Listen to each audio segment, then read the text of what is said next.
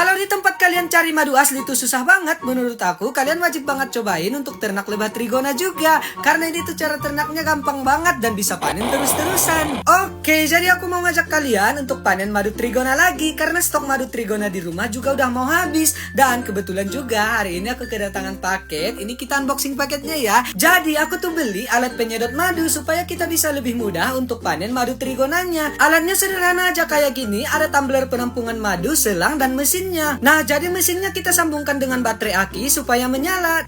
Ini kita udah pasang baterainya, akinya, dan sekarang mari kita coba. Dan udah bisa dong. Ini udah nyedot nih. Udah kerasa nih nyedot.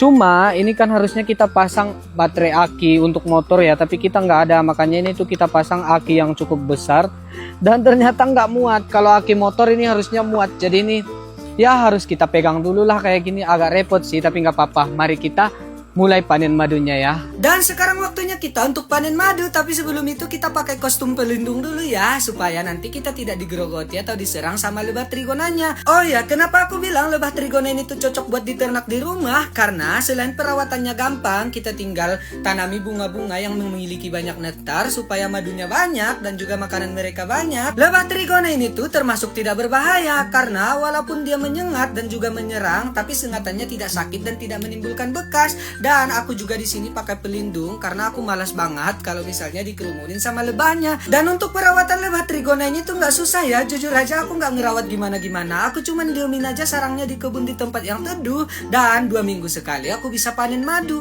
Kalau misalnya lagi musim bunga buah-buahan ataupun bunga sayur-sayuran, madunya bisa melimpah banget. Nah, lanjut lagi. Untuk sekarang panen madu trigona rasanya udah gampang banget ya, karena kita udah pakai mesin baru. Jadi mesinnya tinggal kita masukin aja ke sarang-sarang lebah trigonanya dan semua madunya bakalan langsung kesedot dong. Kalau kemarin kan kita masih pakai suntikan spade gitu ya, jadi nggak semuanya bisa cepat kesedot. Dan kalian juga bisa dengar ini bunyi mesinnya saat kita menyedot madu nih.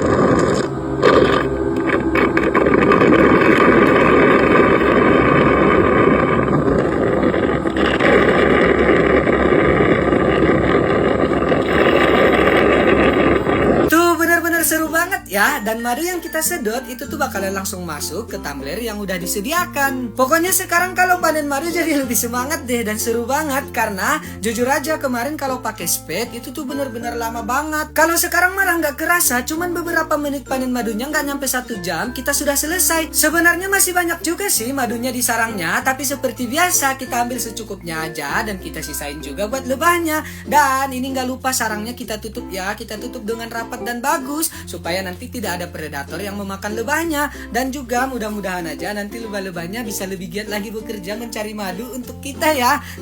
Oke, jadi ini dia hasil panen madu kita hari ini. Alhamdulillah kita dapat sekitar 200-an mililiter ya.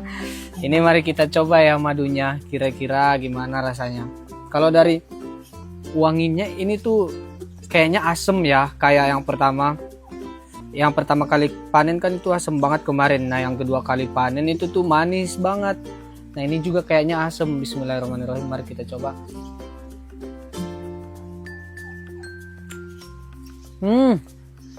Ini asem dan segar banget kayak yang pertama. Madu trigona segar kayak gini enak banget kalau kita jadiin sarapan pagi pakai roti kayak gini.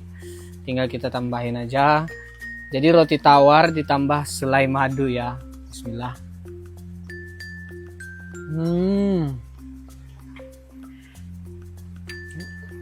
Enak banget, Masya Allah.